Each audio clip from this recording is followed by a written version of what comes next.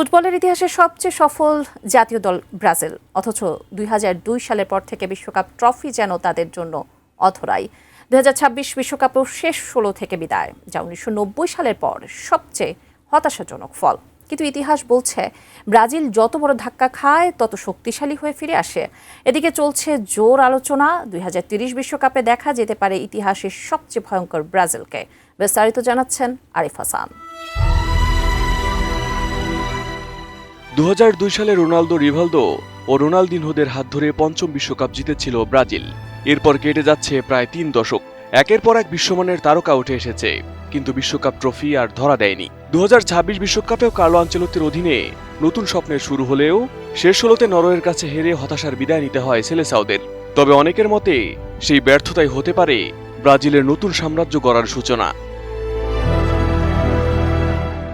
ইউরোপীয় ফুটবলের সবচেয়ে সফল কোচদের একজন কার্লো আনচেলত্তি, যাকে সবাই চেনে ডন কার্লো নামে।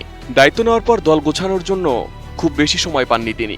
তাই ২০২৬ বিশ্বকাপে প্রত্যাশা পূরণ না হলেও ২০৩০ বিশ্বকাপকে সামনে রেখে ইতোমধ্যেই শুরু করেছেন দীর্ঘমেয়াদী পরিকল্পনা।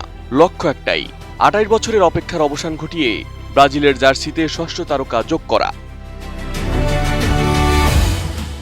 নোভা এলইডি টিভি, ঝকঝকে ছবি, নিখুঁত শব্দ, ৫ বছরের ওয়ারেন্টি। নোভা মানি সঠিক মান, নিশ্চিত সেবা। নতুন ব্রাজিলের সবচেয়ে বড় ভরসা হতে পারেন ভিনিসিয়াস জুনিয়র।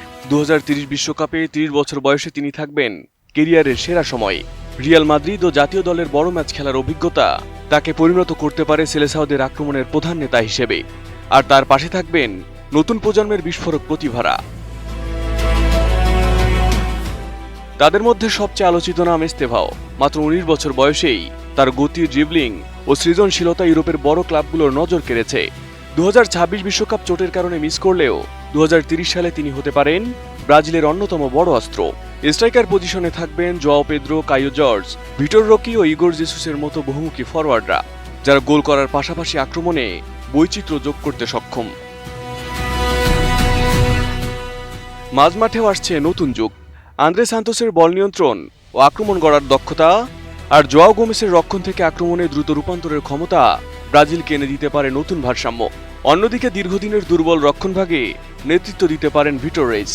দুই প্রান্তে কাইকি, ব্রুনো ও ওয়েসলির মতো আক্রমণাত্মক ফুটব্যাকাররা ফিরিয়ে আনতে পারেন রবের্তো কার্লোস, কাফু ও মার্সেলোদের যুগের সেই ঐতিহ্য।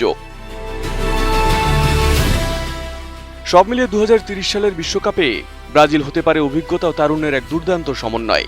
একদিকে ভিনিসিয়াস জুনিয়র, ব্রুনো গিমারায়েজ ও রাফিনিয়ার মতো প্রতিষ্ঠিত তারকা, অন্যদিকে Estevao, Andre Santos, Vitor Reis, Joao Pedro এবং ভিটর রকির মতো ক্ষুধার্ত তরুণরা। ডন কার্লো যদি এই প্রতিভাগুলোকে এক সুতোয় গাঁথতে পারেন, তাহলে শতবর্ষের বিশ্বকাপে শুধু শিরোপার দাবি নয়, ফুটবল বিশ্ব হয়তো দেখতে চলেছে নতুন সাম্বা সাম্রাজ্যের উত্থান আর ইতিহাসের সবচেয়ে ভয়ঙ্কর ব্রাজিল দলকে। Arif Hasan, ATN news.